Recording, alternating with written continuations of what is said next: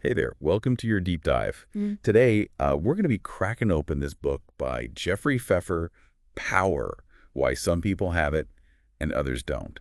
Some of you have sent over some excerpts, and let me tell you, this stuff is really juicy. It really is. Pfeffer really doesn't shy away from the realities of power in organizations. Exactly. He just throws out this idea that organizational politics, this whole power game, it isn't just for, like cutthroat corporate types or something. He says it's everywhere. Yeah, that's right. He really challenges this belief that if you just keep your head down and you just work hard, success is guaranteed. So you're telling me like my mad spreadsheet skills aren't enough? I need to understand this power stuff too. Yeah, you got it. Think of organizations as ecosystems. They're complex. Everyone's dependent on each other. Success isn't just about individual merit. Okay, so it's like a jungle, Right. but with water coolers and performance reviews. Right. So what does Pfeffer say about the benefits of having power in this jungle? Is it all bad? Not at all. He dives into the positive side too. Power can mean you get things done. Your projects get prioritized, your ideas get heard. It can even impact your health. Wait, seriously, power can make you healthier. I need details. Yeah. There's research that shows a link between where you sit on the organizational ladder and your health outcomes. Higher position, generally better health. It's like having control and influence at work acts as a buffer against stress. That is fascinating. But I guess there's a catch, right?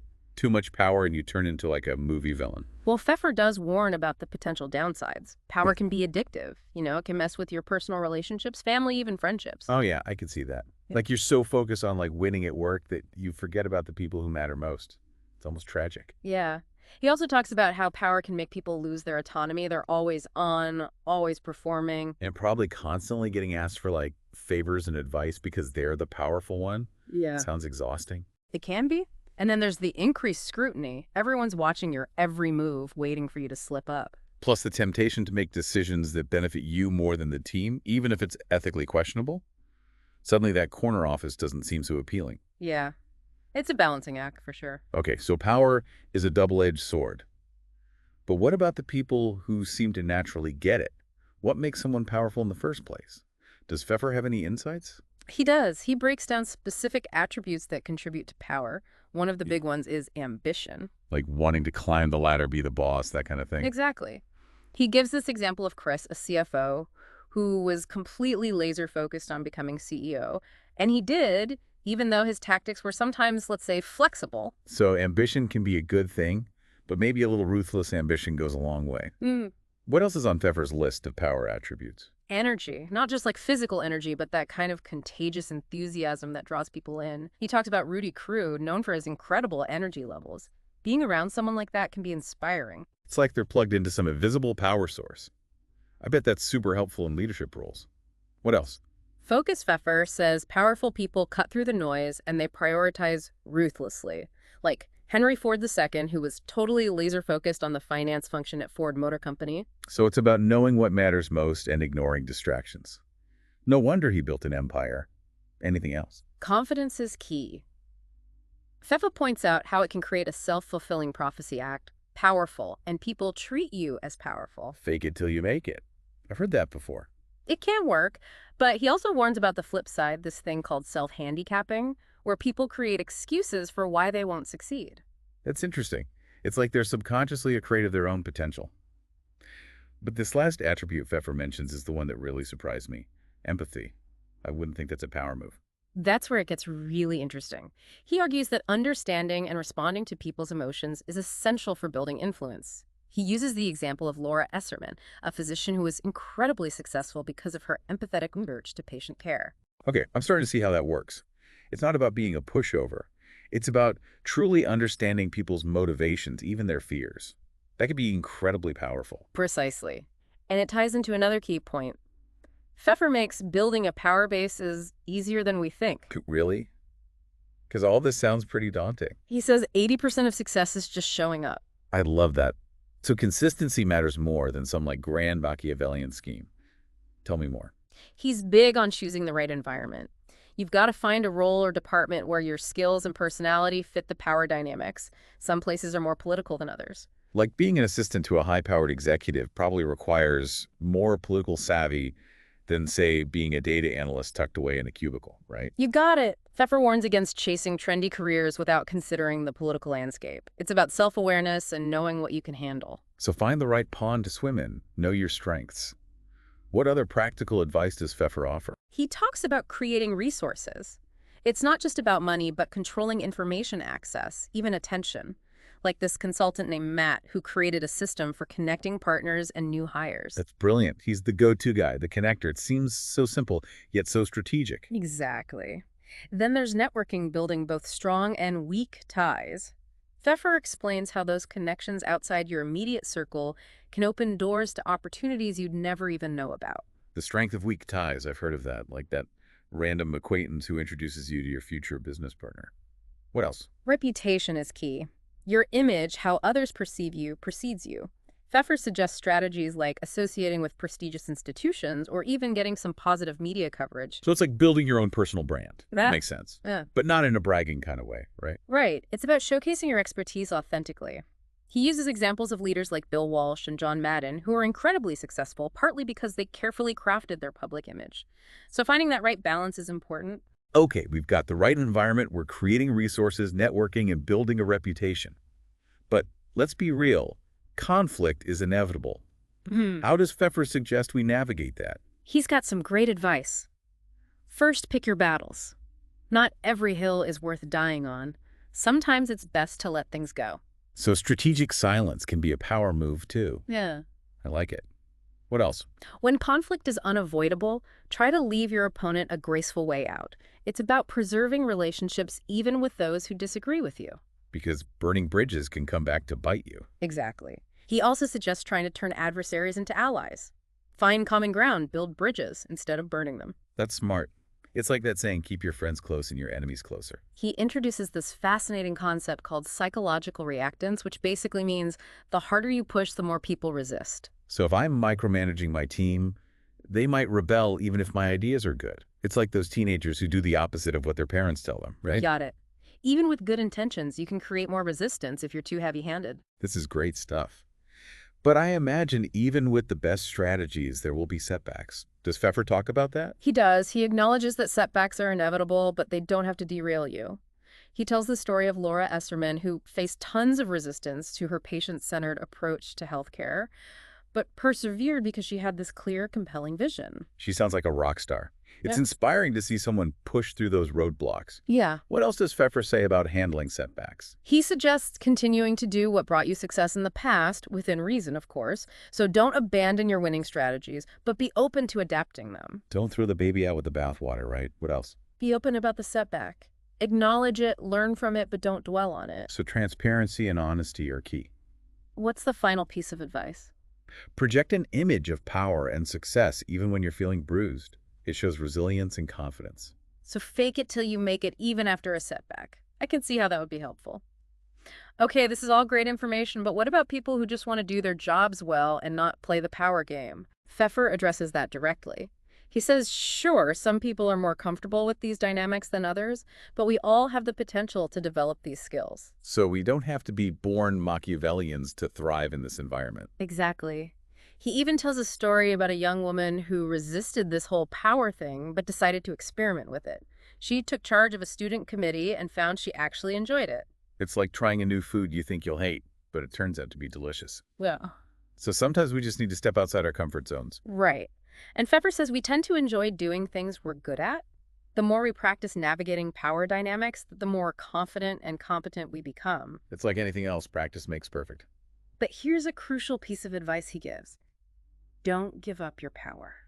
What does he mean by that? He's noticed that people often give away their power in subtle ways without realizing it. They might see situations as outside their control, play the victim instead of taking charge. So they're surrendering their agency, their ability to shape outcomes. Exactly. He emphasizes the importance of advocating for yourself, not relying on others to do it for you. Which is totally empowering when you think about it. He tells this cautionary tale about a CEO named Bob who got ousted by his CFO, Chris. Bob was competent and had integrity, but didn't think he needed to play politics. And that naivete cost him his job. Wow, that's a wake-up call. It highlights the importance of being proactive.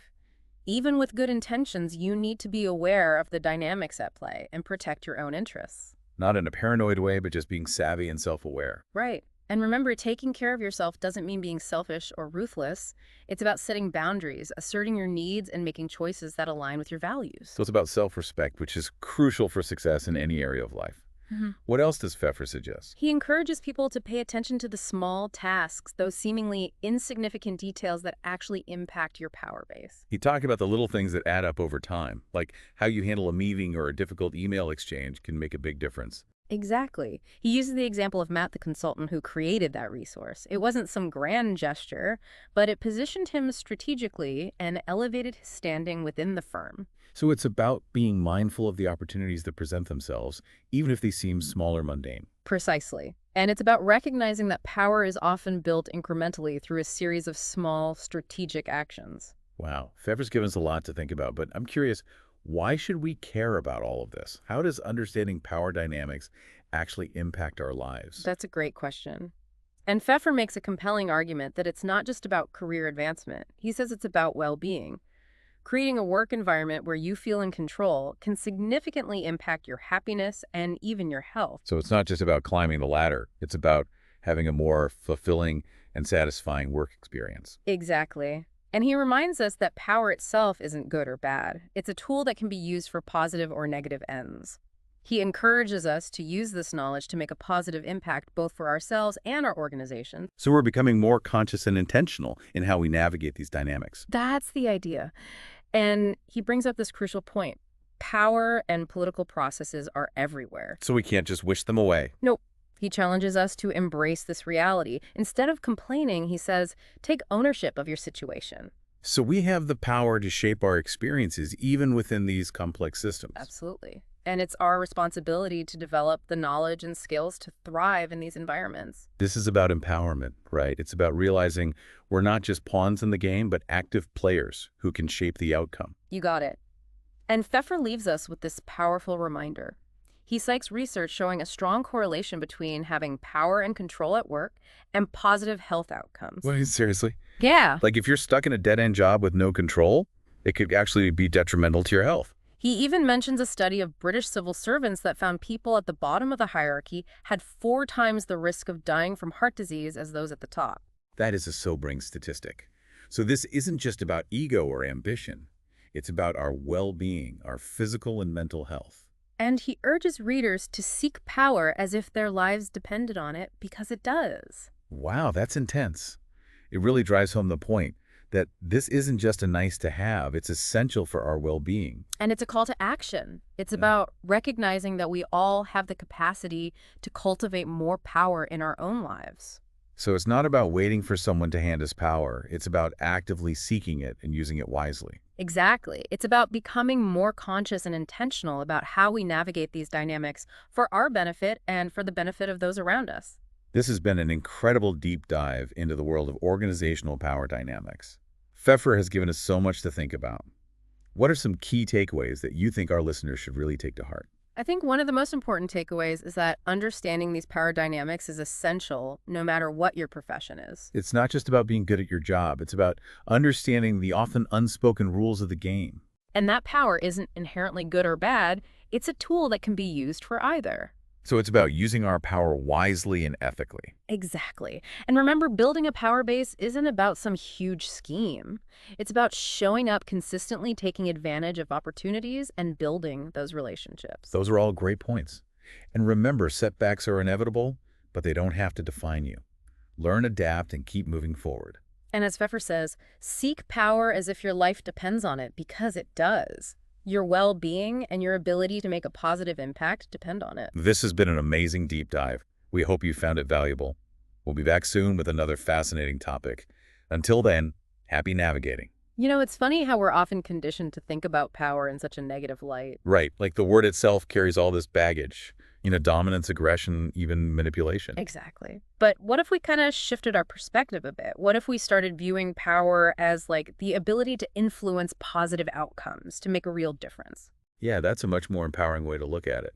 It's not about controlling others.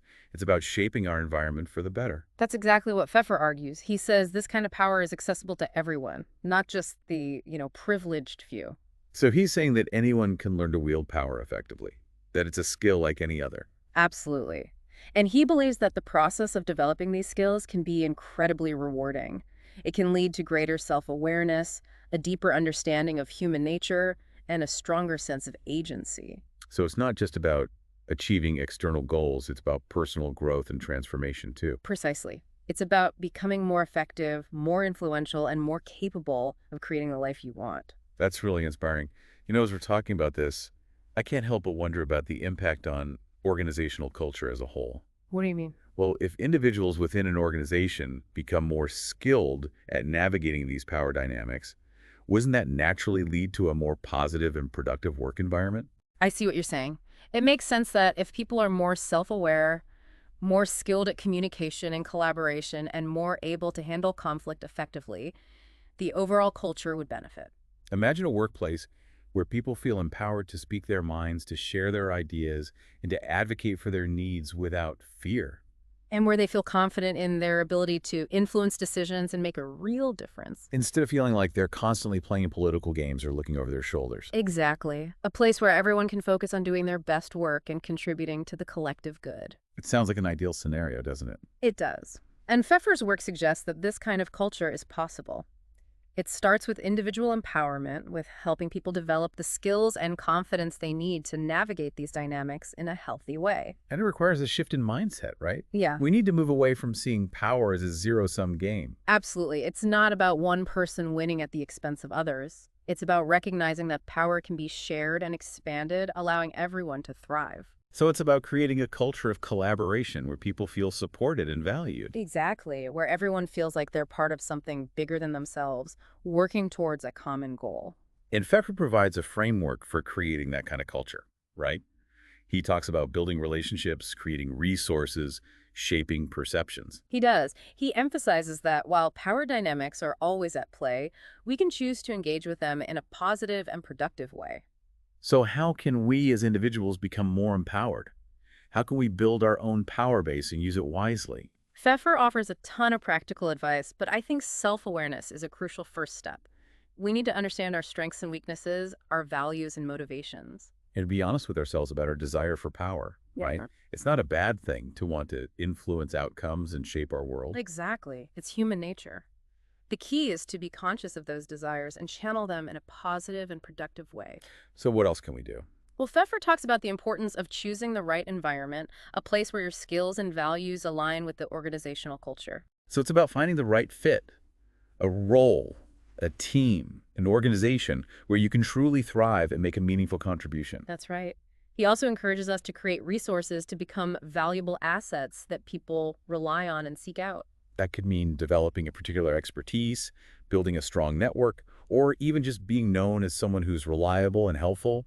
And of course, networking is crucial. It's about building genuine relationships, not just for personal gain, but for mutual benefit. It's about connecting with people who share your interests and who can offer support and guidance as you work toward your goals. Pfeffer also stresses the importance of building a solid reputation. Our reputation precedes us and can open doors or, unfortunately, close them. So it's about being known for our integrity, competence, and contributions. And being mindful of how we present ourselves to the world, both online and offline. It's about crafting your image in an authentic way. So how do we navigate the inevitable opposition and setbacks that come with pursuing power? Pfeffer's got some great advice on that, too. First, he says, pick your battles. Not every disagreement is worth a fight. So sometimes it's more strategic to stay silent, to conserve your energy for the battles that really matter. Exactly. And when conflict is unavoidable, try to leave your opponent with a graceful way out.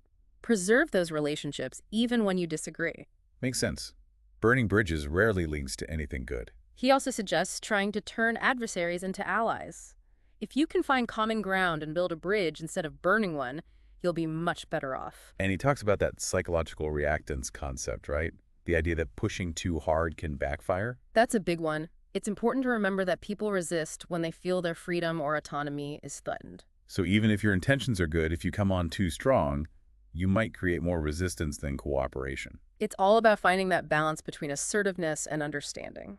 And what about those times when, despite our best efforts, we experience setbacks? Does Pfeffer offer any guidance on dealing with those? He does. He emphasizes that setbacks are inevitable, but they don't have to define you or derail your progress. So how do we bounce back? He suggests continuing to do what's worked for you in the past while also being open to adapting your strategies. So don't abandon your winning formula entirely, but be willing to adjust it based on the situation. Exactly. He also encourages transparency and honesty. Be open about the setback, learn from it, but don't dwell on it. So own your mistakes, but don't let them define you. And finally, project an image of power and success even when you're feeling bruised. That resilience and confidence will go a long way in helping you recover. It's like faking it till you make it even after a setback. Exactly. It's about showing the world that you're still in the game and ready to move forward. Pfeffer also dives into some really interesting psychological aspects of power, right? Yeah. He talks about confidence, projecting success, and avoiding self-sabotaging behaviors. He does, and he surprisingly emphasizes the importance of empathy. Understanding and responding to others' emotions isn't weakness, it's a strength. So it's not just about dominance and control, it's about connection and understanding. And he reminds us that power is often about perception. How others see us can significantly impact our ability to influence outcomes. So it's not enough to be competent. You have to be perceived as competent. Right. It's about managing your image while also remaining authentic to yourself. It's a delicate balance. Pfeffer's work provides a great framework for navigating that balance effectively, doesn't it? Absolutely. He encourages us to be strategic, yet ethical, assertive, yet empathetic, confident, yet humble. It's about finding that sweet spot where we can be both powerful and effective without compromising our integrity. Exactly. It's about using our understanding of power dynamics to make a positive impact in the world. You know, it's interesting to consider how Pfeffer's work applies to different types of organizations. Yeah. He primarily focuses on corporations, but these principles seem relevant in nonprofits, government agencies, even educational institutions. I agree. Power dynamics exist in any organization where people work together to achieve goals. It's about understanding the structures of power, the informal networks, and the unspoken rules that shape behavior. And his strategies for building a power base, navigating opposition, and overcoming setbacks are applicable across these various settings. It's not just about climbing the corporate ladder. It's about being effective and impactful in any organizational context. This conversation has been incredibly insightful. We've covered so much ground already. We have. But there's one more crucial aspect of Pfeffer's work that we need to discuss: the ethical implications of power. That's a great point. We can't talk about power without addressing the responsibility that comes with it. Exactly.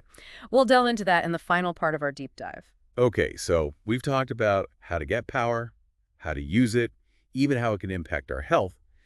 But I think it's time to address the elephant in the room, the ethical side of all this. Yeah, that's a crucial part of Pfeffer's book. He doesn't shy away from the fact that power can be misused. If that whole power corrupts idea, right? Exactly. He even uses that phrase.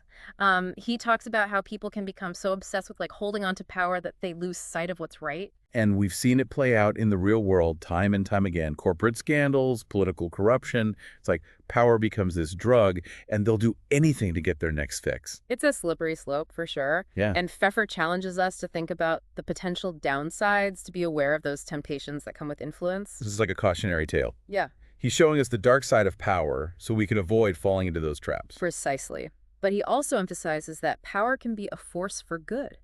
It can be used to create positive change to make the world more just and equitable place. So it's not about demonizing power itself. It's about using it responsibly. Yeah, he talks about ethical leadership, highlighting the importance of integrity, fairness, and accountability. Qualities we all want to see in our leaders, right? Yeah. But it's not just for people at the top. We can all practice ethical leadership in our own roles. Absolutely. It starts with being mindful of the impact our actions have on others.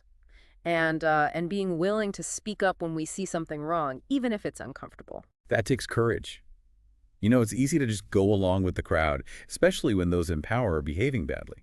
But true leadership means standing up for what's right, even when it's hard. And Pfeffer reminds us that ethical leadership isn't just about avoiding bad behavior, it's about actively promoting good behavior. So it's not enough to just not be a jerk.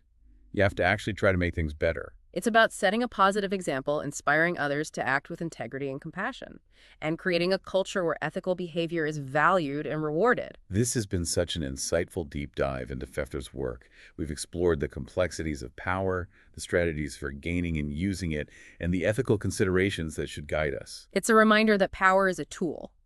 And like any tool, it can be used for good or for evil. The choice is ultimately ours. And we hope this deep dive has equipped you with the knowledge and insights to make those choices wisely. Remember, power is everywhere, and the responsibility for how we use it rests with each of us. We encourage you to keep exploring these ideas and apply them in your own life. Seek power, but use it with integrity and compassion. Thanks for joining us. Until next time, happy navigating.